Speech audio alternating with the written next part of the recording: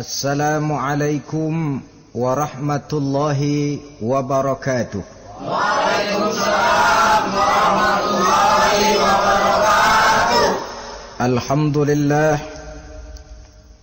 Alhamdulillahil jabbaril qahhar, al-azizil ghaffar, khaliqil jannati wan nar. Wassalatu wassalamu ala sayyidina wa maulana Muhammadinil Mukhtar wa ala alihi wa ashabihil adhar. Amma ba'du. Saudara-saudara kaum muslimin rahimakumullah. Pada pertemuan kali ini kita akan membicarakan tentang neraka dan calon-calon penghuninya. Sesungguhnya kalau kita bicara tentang neraka, artinya kita bicara tentang akhirat. Dan kalau kita bicara tentang akhirat, kita bicara tentang alam gaib yang merupakan salah satu dari rukun iman yang 6, percaya kepada alam gaib. Kalau sudah bicara alam gaib, maka ini di luar batas kemampuan nilai-nilai ilmiah dan di luar batas kemampuan renungan filsafat. Ilmu pengetahuan akan buntu kalau sudah membicarakan alam gaib. Artinya kehidupan di akhirat itu tidak bisa diteliti secara ilmiah. Filsafat pun akan ngambang kalau sudah membicarakan kehidupan di alam gaib. Karena itu kalau kita kembali kepada logika, jika kita ingin mengerti tentang caranya membuat bangku, kita pergi ke tukang bangku dan bertanya kepadanya. Kita ingin mengerti cara membuat mobil, kita pergi ke tukang mobil, ke bengkel mobil dan bertanya kepada ahlinya. Pun dalam urusan alam gaib, sudah sewajarnya kita kembali kepada penjelasan dari sang pencipta alam gaib, yakni Allah subhanahu wa ta'ala. Dan melalui kitabullah Al-Quranul Karim, Allah telah menjelaskan masalah-masalah gaib berupa kehidupan di sorga dan neraka itu secara jelas dan pasti. Dengan kata lain, di dalam membicarakan tentang neraka ini, yang menjadi dasar daripada pemikiran kita adalah rasa iman kepada Allah subhanahu wa ta'ala. Karena soal neraka tidak pernah bisa dibuktikan dengan ilmu pengetahuan. Tidak bisa diselidiki sebab orang yang sudah pulang ke sana pun tidak pernah kembali lagi kemari untuk kita tanya bagaimana hal ihwal keadaan di sana. Saudara-saudara kaum muslimin rahimakumullah. Neraka dalam istilah Quran selalu disebut dengan narun, yaitu suatu tempat di akhirat nanti yang wujudnya berupa api yang bergejolak, bernyala dengan teramat dahsyatnya, sehingga dapat mengelupaskan kepala setiap orang dan menjulang ke hati. Diriwayatkan oleh Imam Bukhari dan Muslim bahwa Rasulullah sallallahu alaihi wasallam pernah bersabda, "Narukum hazihi allati tuqiduna juz'un min 70 jazaan min harri jahannam." Qalu wallahi in kanat lakafiyatun ya Rasulullah. Qala fa innaha fadlat bi 69 jazaa. Apimu yang kamu pakai di dunia ini, kata Nabi, untuk memasak, untuk menyalakan lampu, api yang kau pakai di dunia ini cuma satu bagian kecil dari 70 kali bagian panasnya neraka jahanam. Sahabat waktu itu terperanjat lalu berkata, "Wallah, in kanat lakafiyatun ya Rasulullah." Ya Rasul, api di dunia ini saja sudah cukup untuk menghanguskan kami, untuk menghanguskan apa yang ada. Bersabda Rasulullah sallallahu alaihi wasallam, maka sesungguhnya api neraka itu dilebihkan panasnya dengan 69 kali daripada panasnya api di dunia ini. Jadi sepanas-panasnya api yang pernah kita rasakan di dunia ini, maka api di neraka nanti 69 kali lebih panas dari api yang kita rasakan paling panas di dunia. Hadis yang senada dengan penjelasan ini di samping Jawahirul Bukhari, kita bisa menemukannya dalam Mukhtasar Tazkiratul Qurtubi dan Mukhtasar Ibnu Abi Jamrah misalnya. Saudara-saudara kaum muslimin rahimakumullah. Sehingga boleh jadi seringan-ringan azab penduduk neraka di akhirat nanti, kata Nabi, seorang yang di telapak kakinya diletakkan kerikil neraka yang sangat kecil, lalu mendidih otaknya. Itu seringan-ringannya. Di tapak kakinya diletakkan kerikil neraka yang oleh karena panasnya lalu mendidih otaknya. Itu yang paling ringan, gak apa-apa, cuma segitu aja. Di telapak kakinya ditaruh kerikil, otaknya lalu jadi mendidih karena menahan panas. Pantas kalau satu hari Luqmanul Hakim pernah memberikan nasihat kepada anaknya, kata beliau, "Anakku, kerjakanlah dosa seberapa kekuatanmu menanggung azab Allah, dan laksanakan ibadah seberapa hajat dan keperluanmu kepada Allah.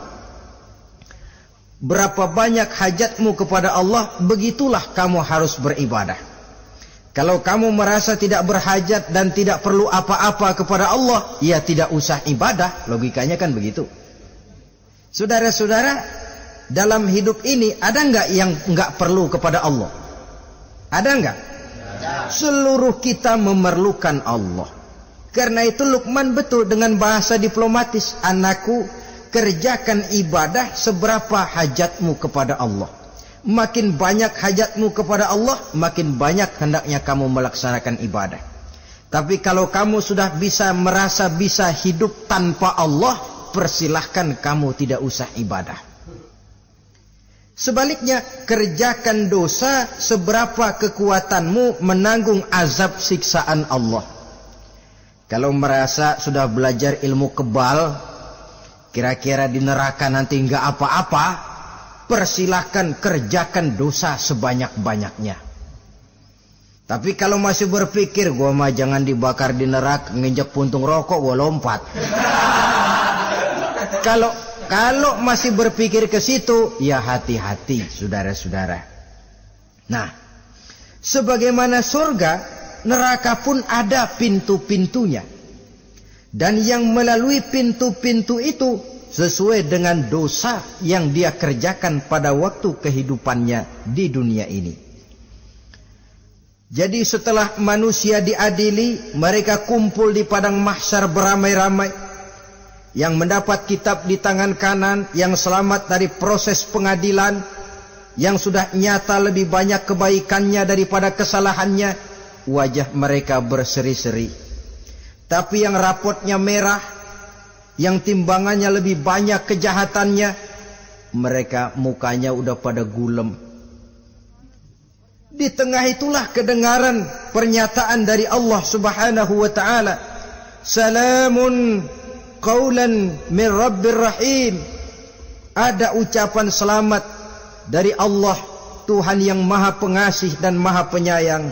"Salamun alaikum."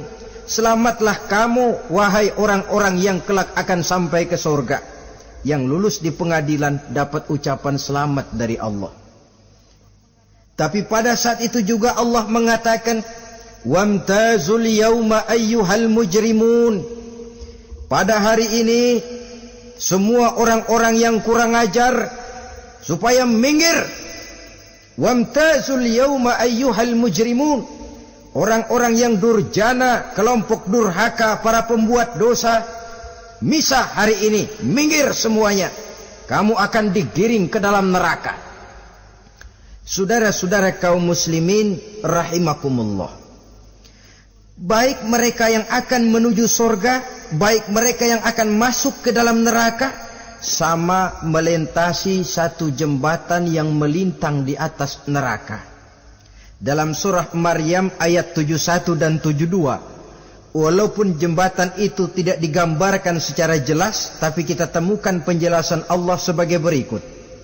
Wa inna minkum illa wariduha kana ala rabbika hatman maqdiyya thumma nunajjil ladzina taqaw wa nazaru zalimina fiha jasiyya. Saudara-saudara, dan tidak ada setiap orang pun kecuali mereka akan melalui api neraka itu. Adapun orang-orang yang bertakwa, mereka diselamatkan oleh Allah, sedangkan orang-orang yang zalim, mereka terlempar ke dalam jurang neraka. Nah, itu yang dinamakan dengan sirat. Ada memang riwayat menjelaskan bahwa sirat itu kecilnya seperti rambut dibelah 7, tajamnya lebih tajam dari mata pedang. Tapi dalam banyak hal, orang lewat di atas sirat itu bergantung kepada amalannya waktu dia hidup di dunia ini. Maka jangan heran ada orang yang lewat di atas sirat itu seperti kilat, lep sudah sampai di surga. Ada yang lewat di atas sirat itu seperti orang terbang. Ada yang lewat di atas sirat itu seperti orang lari. Ada yang seperti jalannya onta. Ada yang merangkak. Ada yang gelantungan. Ada yang sudah hampir sampai ke tepian sana untuk masuk ke dalam surga, terpeleset nyemplung juga ke dalam neraka. Sesuai dengan amalan pada waktu mereka hidup di kehidupan dunia yang sekarang ini. Saudara-saudara kaum muslimin rahimakumullah, apabila orang terperosok lalu masuk ke dalam neraka, bagaimanakah ihwal keadaan di neraka? Panasnya sudah kita jelaskan tadi, 70 kali lipat dari sepanas-panasnya api di dunia ini. Lalu orang-orang yang masuk ke dalam neraka, mereka juga mendapat pakaian, makanan, minuman, perhiasan. Tapi makanannya, minumannya, perhiasannya lain dengan orang-orang yang sampai di surga. Mereka juga diberikan buah-buahan, sebab di neraka juga ada pohon. Namanya pohon zakum. Buahnya duri dari api. Dan itu yang akan jadi lalap makanannya orang-orang neraka. Di dalam surah As-Saffat ayat 64-65 Allah subhanahu wa ta'ala menjelaskan, innaha syajaratun takhruju fi aslil jahim tal'uha ka'annahu ru'usus syayatin. Sesungguhnya pohon zakum itu adalah satu pohon yang akarnya keluar dari dasar neraka, yang buahnya seperti kepala setan. Ini sudah untuk bahasa yang sangat menyeramkan ini. Pohon itu tumbuh dari dasar neraka, buahnya mirip kepala setan.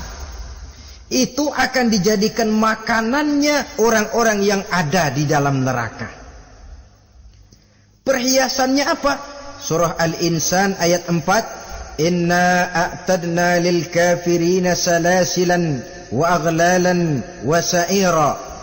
Sesungguhnya kami sediakan bagi orang-orang kafir itu di dalam neraka segala macam rantai, cambuk-cambuk dan belenggu-belenggu neraka, terbuat dari api neraka, siap untuk merantai, membelenggu dan mencambuk mereka. Jadi dikasih perhiasan, lehernya dikalungin rantai, tangannya dipakein belenggu, ada cambuk-cambuk yang seluruhnya terbuat dari api neraka. Begitu mereka sampai ke pintu neraka yang namanya malaikat Zabaniyah, penjaga neraka, udah bukan main gemesnya dah. Ya, nyambutnya enggak ada ramahnya, lain sama malaikat Ridwan, penjaga surga. Ramah, murah senyum, Begitu orang mau masuk surga, salamun alaikum tibtum fadkhuluha khalidin. Keselamatan atas kamu, sungguh kamu telah beruntung. Sekaranglah masuk kamu ke dalam surga dan kekalah tinggal selama-lamanya di sana. Ramah, murah senyum, selamat datang, selamat tiba di tempat yang penuh kenikmatan. Mari persilahkan. Ini malaikat Ridwan. Malaikat Malik, malaikat Zabaniyah lain lagi. Dia nungguin pabrik. Sadis menerima, matanya melotot. Ini dia manusia-manusia kurang ajar yang waktu di dunia sudah datang para rasul, sudah turun agama, sudah datang Al-Quran, tapi belagak pilon. Sini loh, nih rantai, belenggu, lalu dirangkeng, dimasukkan ke dalam neraka. Na'udzubillah summa na'udzubillah. Saudara-saudara, lalu terpikir oleh kita, kalau begitu panasnya api neraka, sekali lempar orang terus mati dong. Ya enak kalau boleh begitu sih. Begitu dilempar ke neraka terus mati, enak. Ternyata tidak. Kepedihan neraka adalah kepedihan yang kekal dan terus menerus. Tidak satu saat pun orang-orang di dalam neraka pernah merasakan kesenangan. Tidak sesaat pun. Kali semenit kayak ngasok, enggak, terus menerus berada dalam kepedihan yang tiada tara. Al-Quran menjelaskan, kullama nadijat juluduhum baddalnahum juludan ghairaha. Apabila hancur kulitnya, kami ganti dengan kulit yang baru. Supaya apa? Liyazukul azab, biar dia rasain azab. Tuh, rasain dulu.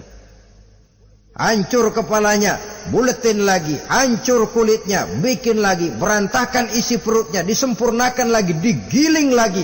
Terus menerus begitu. Tidak sedetik pun penduduk neraka itu pernah mengalami istirahat. Barangkali pakai jam istirahat lumayan. Ini enggak ada. Ada bel, keneng, istirahat, azab dicabut. Tidak. Terus menerus dan selalu begitu. Satu detik saja pun mereka tidak pernah istirahat dari siksaan dan azab yang mereka terima. Saudara-saudara kaum muslimin rahimakumullah. Lalu bagaimana keadaan mereka? Ada orang-orang di dalam neraka itu yang dikenakan pakaian dari api neraka. Luar biasa. Dikasih pakaian dinas dari api. Kemudian kepalanya dituangi air yang sedang mendidih. Yang dengan tuangan air itu dihancur luluhkan segala isi perutnya dan kulit-kulitnya. Setelah itu mereka dicambuk dengan cambuk-cambuk dari besi. Apabila mereka hendak keluar dari neraka, mereka dicampakkan kembali ke dalamnya. Dan dikatakan kepada mereka, rasakan siksaan yang membakar ini. Dalam surah Al-Hajj ayat 19 sampai 22, kita bisa simak firman Allah Subhanahu wa taala. Fallazina kafaru qutti'at lahum siyabun min nar yusabbu min fawqi ru'usihimul jahim yus'aru bihi ma fi butunihim wal julud walahum maqami'u min hadid kullama aradu an yakhruju minha min ghammin u'idu fiha wa zuqu azabal hariq. Na'udzubillah summa na'udzubillah. Diberikan pakaian dari api, melolong, menyayat dia, memilukan, merintih dan meraung-raung. Lalu kepalanya diguyuri dengan air yang sangat mendidih. Hancur luluh isi perutnya. Masih dicambuk lagi dengan cambuk-cambuk dari besi. Mereka merambat. Mereka meraung. Mereka hendak lari. Mereka ingin keluar dari neraka. Tapi tiap kali mereka merambat ingin keluar, ditarik lagi. Kalau ucara kita, ayo, mau kemana lo? Apa kata malaikat penjaga neraka? Zuku azabal hariq, rasain nih, makan pencarian lo waktu di dunia. Saudara-saudara, lalu ada pula siksaan penduduk neraka itu, di mana dahi, lambung dan punggung mereka dipanggang dengan api neraka. Allah Karim. Kita di dunia ini tertusuk paku saja waktu berjalan sudah bukan main pedihnya. Tertusuk duri saja sudah bukan main pedihnya. Ini punggungnya, lambungnya macam disate, dipanggang dari api neraka. Dalam At-Taubah ayat 35 kita temukan firman Allah, fi nari jahannama fatukwa biha hibahuhum wa junubuhum wa zuhuruhum, na'udzubillah summa na'udzubillah. Kemudian ada pula penduduk neraka itu yang disiksa, lehernya diikat dengan rantai. Mereka spontan diseret-seret dengan sekeras-kerasnya dan dilemparkan ke dalam lautan air yang sedang mendidih. Kemudian mereka dibakar dalam api yang bergejolak dan menyala-nyala. Pada surah Al-Mu'min ayat 71 dan 72 Allah Subhanahu wa taala menjelaskan, izil aghlalu fi a'nakihim wassalasil yushabuna fil hamim summa fin nari yusjarun. Ketika belenggu dan rantai dipasang di leher mereka supaya mereka diseret ke dalam air yang sangat panas, kemudian mereka dibakar dalam api. Ada lagi penduduk neraka yang dipegang jambulnya lalu diseret ke tengah-tengah neraka, kemudian kepalanya digerujuki dengan air yang mendidih seperti yang dijelaskan dalam surah Ad-Dukhan ayat 47 dan 49. Pendeknya, azab dan siksaan neraka itu sesuailah dengan amalan dosa yang dikerjakan manusia pada waktu kehidupan di dunia ini. Maka dalam puncak perjalanan Mi'raj misalnya, kepada Rasulullah sallallahu alaihi wasallam diberikan berbagai macam penglihatan sebagai contoh dan tamsil dari kehidupan di dunia ini. Sejak dari penglihatan di jalan sampai kepada penglihatan surga dengan segala kenikmatannya dan neraka dengan seluruh azabnya, seluruhnya merupakan contoh teladan. Misalnya dalam perjalanan di ketika hendak Mi'raj itu, sebelum berangkat Rasul disodorkan 2 minuman. Segelas berisi arak, segelas lagi berisi susu. Kata malaikat Jibril, ambillah salah satu minuman itu ya Muhammad. Lalu Rasul dengan tidak ragu-ragu, mantap betul beliau mengambil gelas yang berisi susu, lalu beliau minum. Setelah beliau minum itu, malaikat Jibril berkata, "Shaddaqta ya Muhammad." Engkau telah benar Muhammad. Laqad asabtal haq, pilihanmu tepat. Kenapa ya Jibril? Untung susu yang kamu minum Muhammad. Kalau arak yang kamu ambil, pasti umatmu bakal jadi umat yang teler semua. Ini pun satu contoh buat kita semua, bahwa dalam kehidupan kita selalu berhadapan dengan susu dan arak, berhadapan dengan hak dan batil, berhadapan dengan benar dan salah. Maka hati-hati kita jangan sampai salah pilih karenanya. Lalu yang ada kaitannya dengan persoalan kita, penglihatan yang diberikan Allah kepada beliau di neraka. Beliau melihat sekelompok orang dilontari kepalanya dengan batu dari api neraka. Tiap kali dilontari kepala itu hancur berkeping-keping, berantakan otaknya. Lalu dibulatkan kembali. Setelah kepala itu bulat kembali, disambitin lagi. Menjerit, meraung, merintih kesakitan, hancur kepalanya, berantakan otaknya, lalu dibulatkan lagi, terus menerus begitu, tidak pernah berhenti. Sampai Rasul bertanya, ya Jibril, ini orang kenapa kepalanya dilontari dengan api neraka sampai hancur lalu dibulatkan kembali? Kata malaikat Jibril, ya Muhammad, itulah contoh daripada umatmu yang berat untuk sujud kepada Allah Tuhannya. Itulah contoh dari umatmu yang waktu hidup di dunianya tidak pernah mendirikan solat sama sekali. Sombong yang paling sombong adalah sombong kepada Allah. Artinya tidak mau sujud kepada Sang Maha Penciptanya. Jadi barangkali saudara punya cita-cita atau keinginan, saya mau yang ini saja, persilahkan, gak usah sembahyang. Lalu ada lagi sekelompok kaum, perutnya besar, sebesar rumah, dililit dengan kala dan ular dari api neraka, diseret-seret dia di jurang neraka, dipatoki ular, hancur perutnya, dibulatkan lagi perut itu, diseret kembali, hancur lagi, dibulatkan lagi, terus menerus seperti itu. Kata Nabi, ya Jibril, ini apa lagi?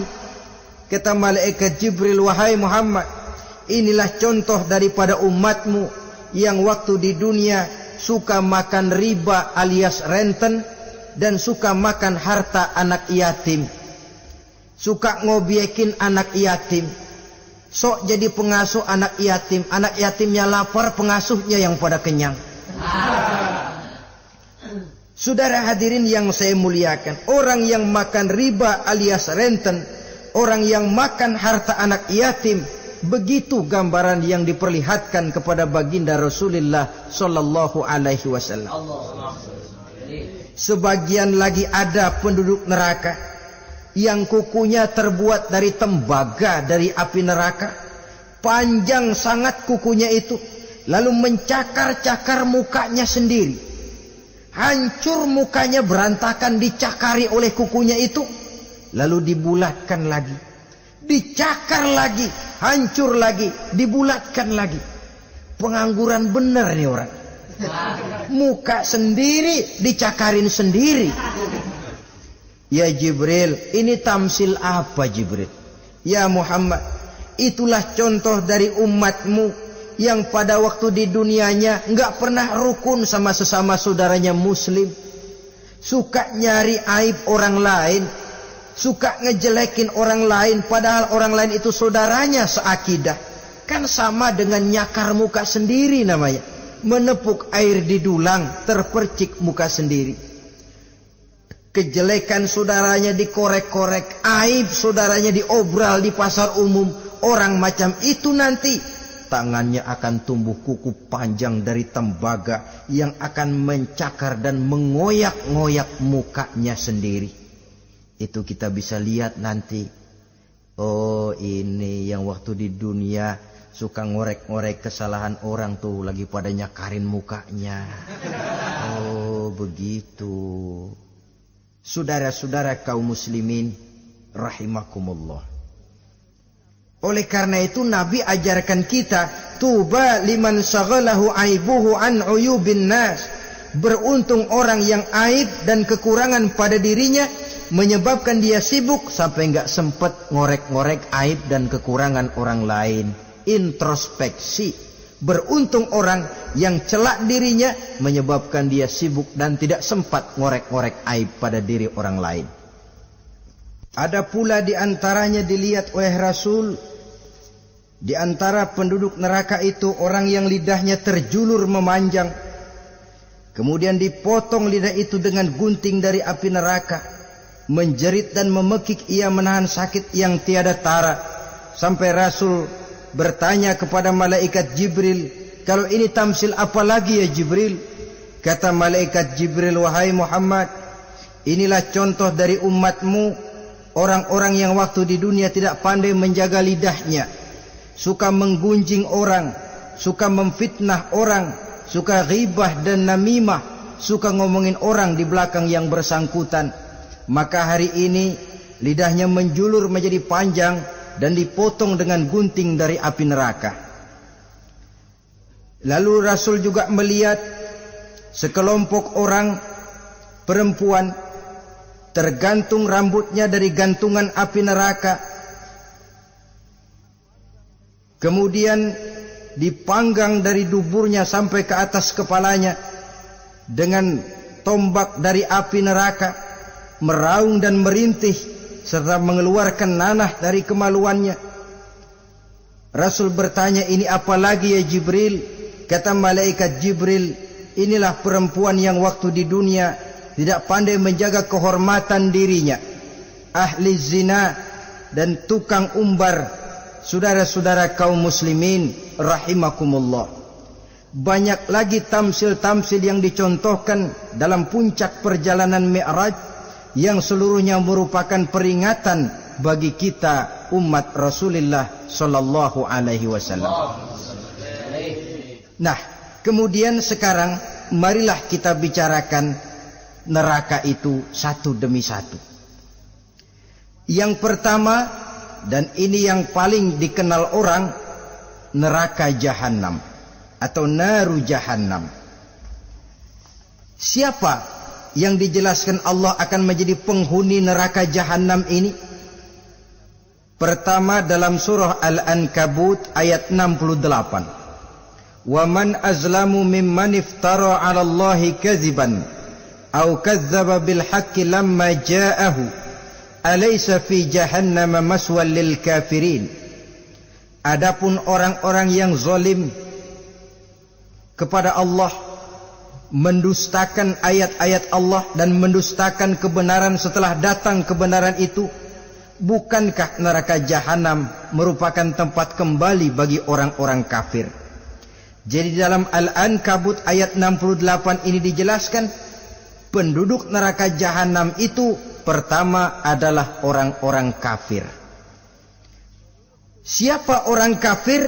Menurut keyakinan akidah kita, setiap orang di luar Islam adalah kafir.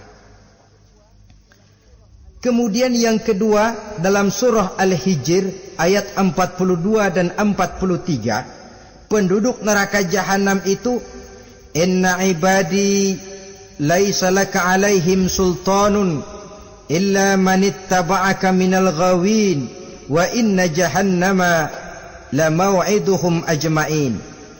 Sesungguhnya hamba-hambaku tidak akan bisa kamu kuasai, hai iblis, kecuali mereka yang mengikuti tipu dayamu. Sesungguhnya neraka Jahannamlah tempat mereka seluruhnya. Kalau kita perhatikan ayat ini, maka penghuni neraka Jahannam yang kedua adalah para pengikut setan. Para pengikut setan dengan seluruh ajaran-ajaran yang dilancarkan oleh setan. Padahal pada saat hendak masuk neraka, setan jelas cuci tangan. Tugasnya cuma bagaimana mencari pengikut sebanyak-banyaknya yang akan nemenin dia di neraka nanti.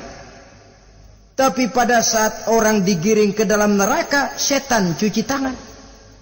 Mungkin orang menuntut, setan, gue ngikutin lu, sekarang kenapa jadi kemari? Nah, gue bilang juga apa? Kata setan, gue bilang juga apa, lu kenapa ngikutin? Dan setan ini menebar ranjau dalam segala bentuknya, dengan segala macam caranya. Para pengikut setan yang menjauhi tuntunan agama, memperturutkan hawa nafsunya. Setan membisiki manusia lewat minuman keras, setan masuk manusia lewat judi, lewat zina, lewat kenikmatan yang melalaikan orang dari kehidupan akhirat dan selanjutnya, dengan segala macam jalan.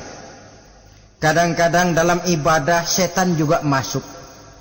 Kalau tidak ditimbulkannya takabur, ditimbulkannya sikap ujub dalam diri kita. Timbul rasa diri lebih benar dari orang lain, dan ini jelek. Timbul rasa nganggap enteng orang lain, itu kan ujub, nggak dikelihatannya orang, cuma hatinya aja ngomong sendirian. Kalau gue lihat di kampung ini nggak ada yang kayak gue. Bayangnya kayak ibadahnya kayak udah aing pang paling nak yo di dia.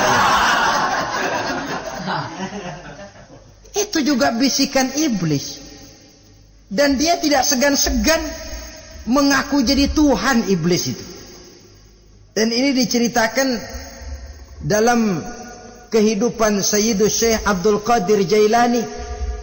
Ketika beliau sedang ibadah di mihrab dalam masjid, datang seberkas sinar. Sinar itu ngomong, ya Abdul Qadir ana rabbuk.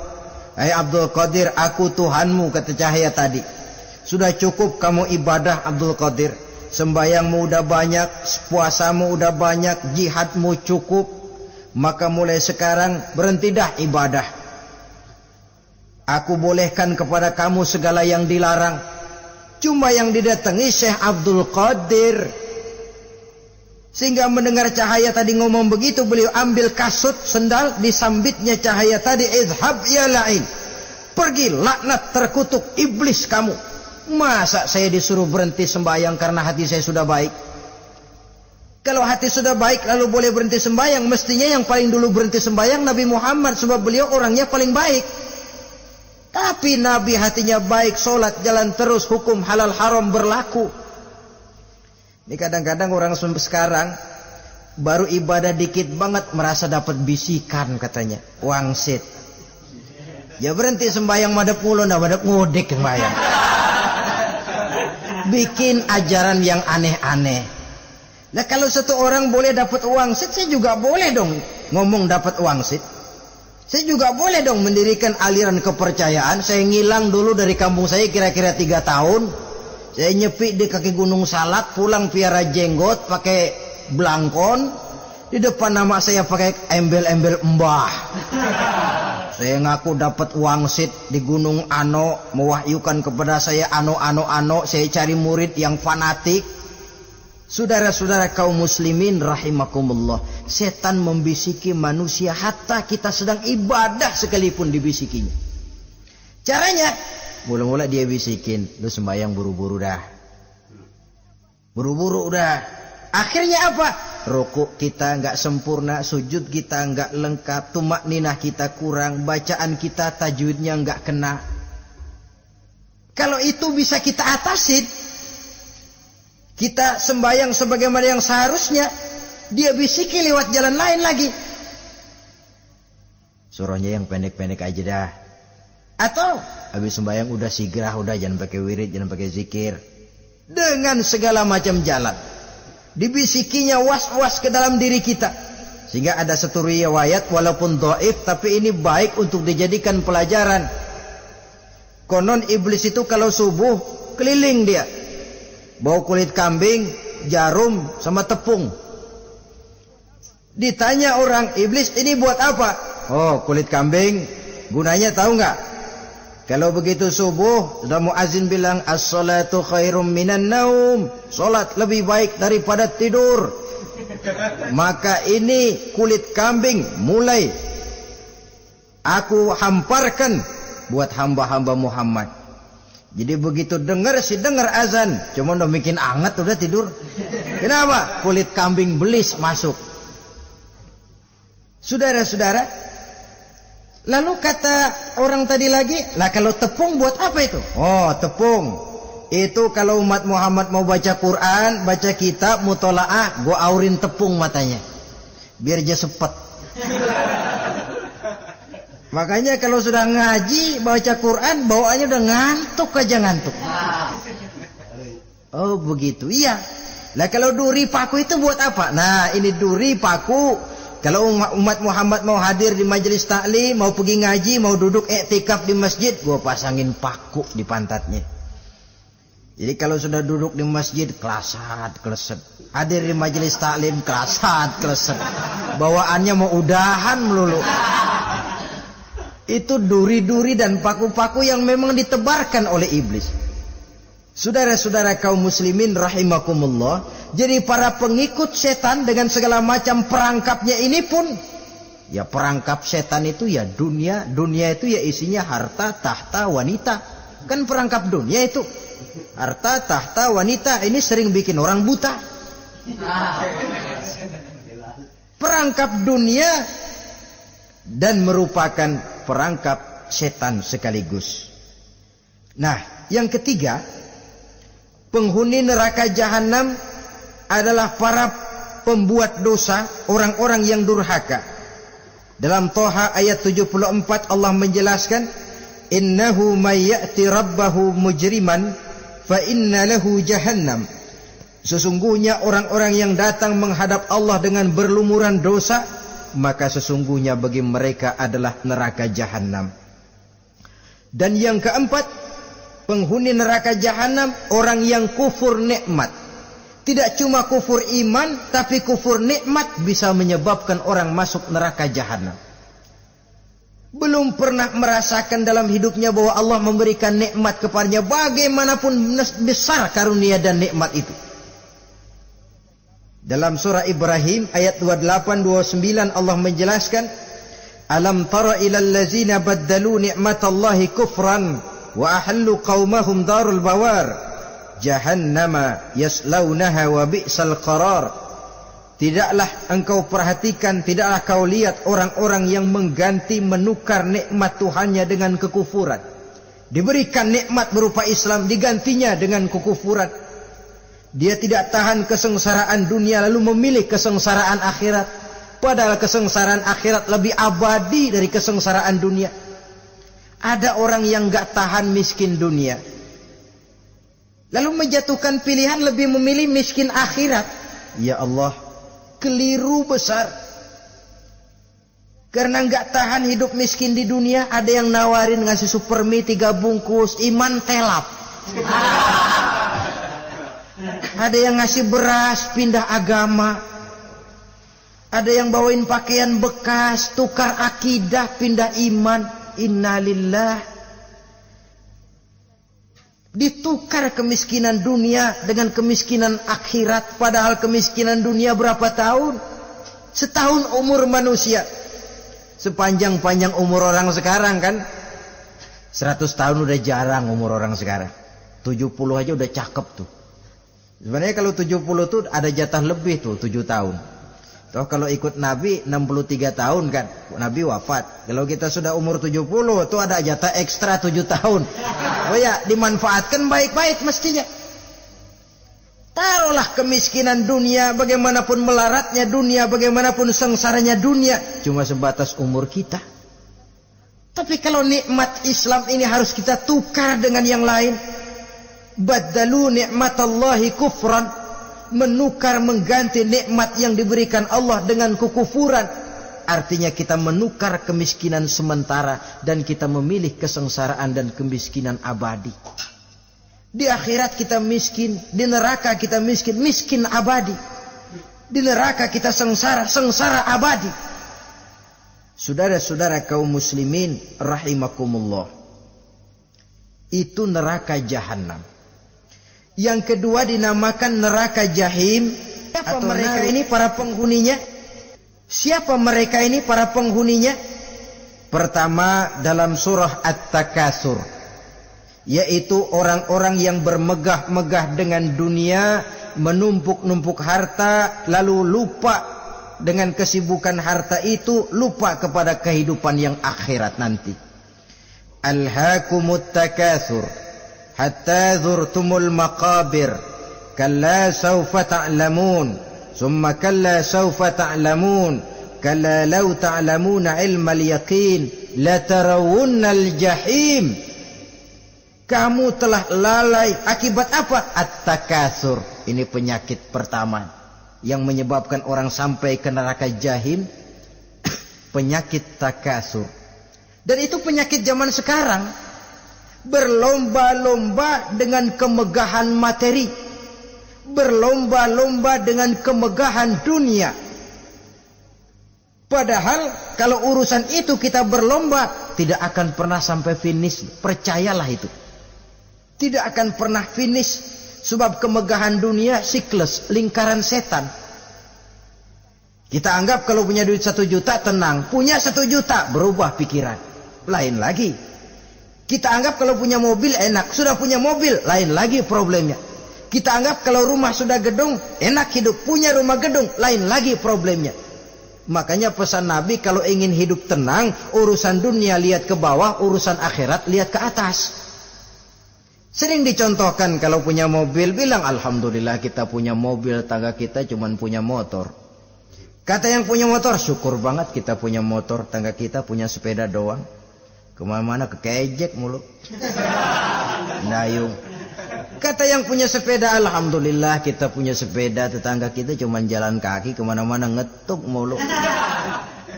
Kata yang jalan kaki, alhamdulillah masih bisa jalan, tangga kita sebelah lumpuh bertahun-tahun gak kemana-mana. Kata yang lumpuh, alhamdulillah masih hidup, tangga kita kemarin mati gak balik lagi. Itu dalam urusan dunia. sehingga sifat takasur ini hilang. Tapi urusan akhirat, lihat ke atas. Kalau dia begitu sibuknya bisa jaga sholat, kenapa saya tidak? Kalau dia hidupnya sederhana, rajin sedekah, kenapa saya yang lebih kok enggak sanggup? Kalau dia bisa baca Quran, kenapa saya enggak? Lalu timbul gairah ingin mencontoh orang dalam urusan ibadah, menimbulkan ketenangan jiwa. Dan itu ada garis finishnya. Tapi kalau yang lumpuh lihat yang bisa jalan, lihat yang naik sepeda, yang sepeda punya lihat motor, sudah punya motor lihat mobil, lihat pesawat terbang, lihat kereta api. Kapanlah awak nih mau bersyukur? Yang ada kurang saja, padahal nikmat itu tidak pernah berhenti. Bukan dilarang orang kaya, tetapi perlombaan memperkaya diri itu yang dilarang. Karena kalau sudah perlombaan namanya jor-joran sifatnya. Prinsipnya tujuan menghalalkan cara ini yang dijaga oleh agama. Saudara-saudara, selain penyakit takasur yang menyebabkan orang sampai ke neraka jahim, juga perbuatan durjana. Dalam Al-Infitor ayat 13-14, innal abrara lafi na'im wa innal fujjara lafi jahim. Orang-orang yang berbakti, berbuat kebajikan, mereka akan mendapatkan neraka surga naim. Tetapi orang-orang yang fujar, durjana, kurang ajar, durhaka, lafi jahim, mereka akan mendapatkan neraka jahim. Lalu siapa lagi penghuni jahim itu? Orang-orang yang menentang dan menantang ayat-ayat Allah. Wallazina sa'au fi ayatina mu'ajizin ulaika ashabul jahim. Dan orang-orang yang berusaha menantang ayat-ayat Allah sehingga melemahkan orang-orang yang mau mengikuti rasul-rasul Allah. Menantang ayat Allah dan membuat lemah orang yang mengikuti rasul, melemahkan semangat orang yang mau mengikuti khitah dan perjalanan Rasul. Lu mau bangun masjid, iya. Berat, jangan. Jangan aja kapok. Majelis taklim, pahit. Ngaji, berat, melemahkan ini. Sudah dia rusak, merusak lagi. Kalau rusak kan cuma sendirian. Ini tidak, sudah rusak, merusak, mu'ajizin, melemahkan orang-orang yang mau mengikuti ayat-ayat Allah. Dan itu tidak jarang zaman sekarang ini. Orang yang melemahkan semangat kita dalam berjuang menegakkan kebenaran. Kita yakin Islam agama yang benar, kita yakin Islam agama yang sempurna. Ada saja orang yang melemahkan semangat kita, yang berteori bahwa ada ayat-ayat Quran yang tidak relevan lagi dengan situasi dan kondisi. Yang berteori bahwa Nabi Muhammad cuma sebagai manusia biasa yang tidak terlepas kemungkinan dari salah. Pendeknya melemahkan nilai-nilai semangat kita untuk memperjuangkan Islam ini. Ini pun termasuk mu'ajizin. Mereka akan menemukan nanti di akhirat kapling di dalam neraka yang dinamakan neraka jahim. Na'udzubillah summa na'udzubillah. Yang ketiga, saudara-saudara, di antara nama neraka itu adalah neraka hawiyah. Siapa penghuni neraka hawiyah ini? Dalam surah Al-Qari'ah ayat 8-11 dijelaskan secara simpel, wa amma man khaffat mawazinuhu fa ummuhu hawiyah. Adapun orang-orang yang ringan timbangan kebaikannya, maka tempatnya adalah neraka hawiyah. Artinya orang ini lebih berat timbangan kejahatannya, sedikit kebaikannya, sehingga jadi ringan di timbangan akhirat nanti. Solat, puasa, zakat, tapi dosa yang dikerjakan masih lebih banyak ketimbang kebaikan yang dikerjakannya itu. Maka orang semacam ini apabila tidak mendapat syafaat, maka dia akan masuk ke dalam neraka yang namanya neraka hawiyah. Lalu yang keempat, neraka wail. Dalam surah Al-Ma'un ayat 1-7 garis besarnya yang mendapat neraka wail adalah para pendusta agama. Siapa sih pendusta agama itu? Ara'aita allazi yukazzibu biddin. Tidakkah kamu lihat siapa orang-orang yang mendustakan agama?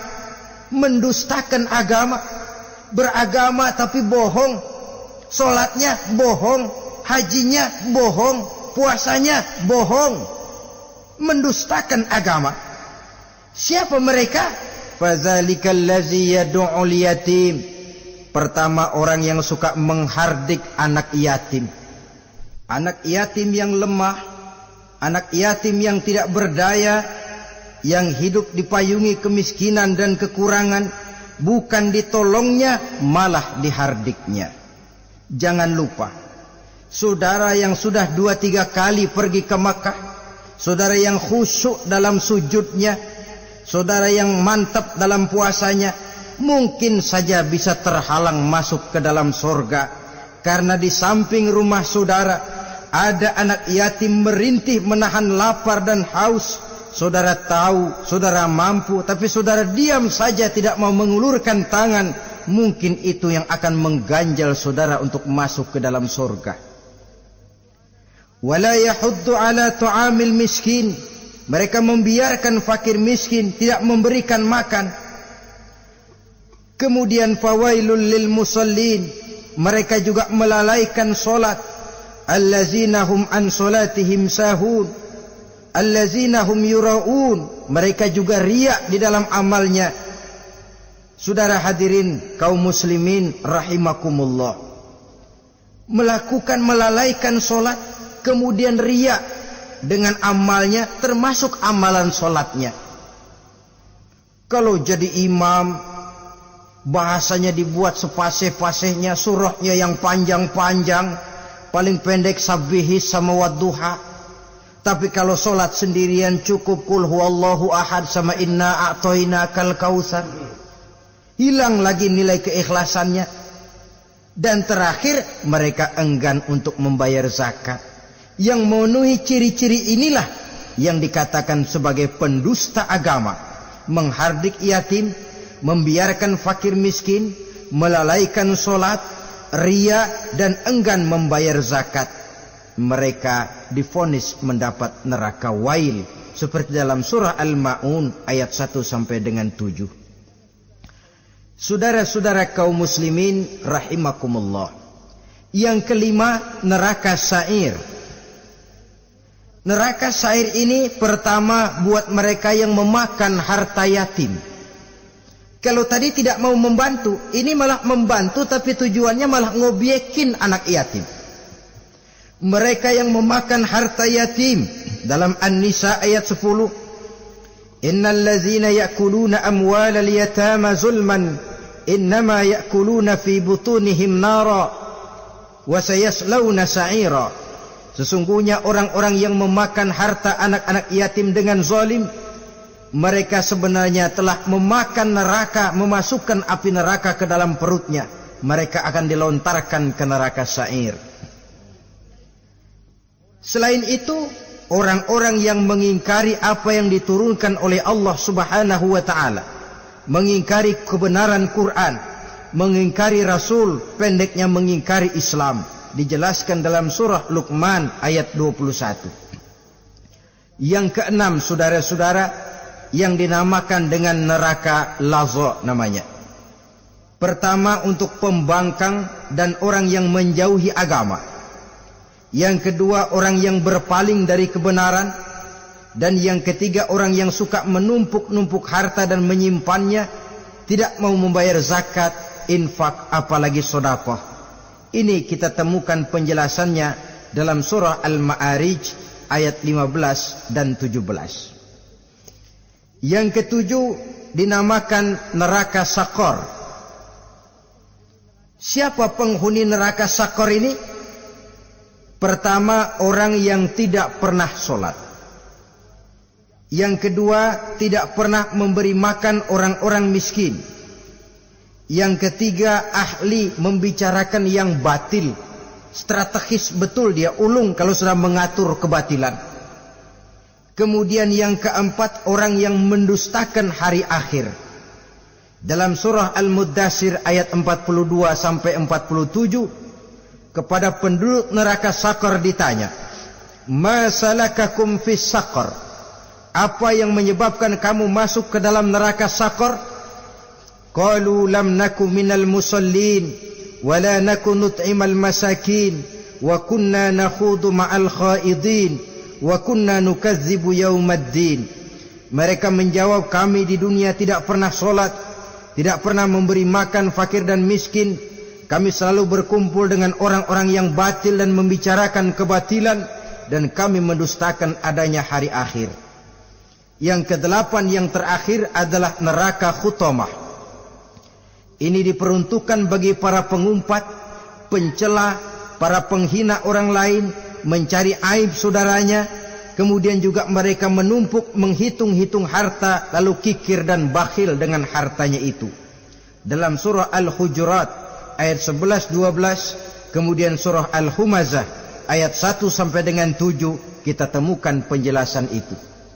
Pada akhirnya saudara-saudara, kalau penduduk surga mereka kekal di dalamnya, maka penduduk neraka ini ada dua macam. Ada penduduk musiman, ada penduduk permanen. Kalau yang namanya penduduk permanen itu sudah punya paspor KTP itu.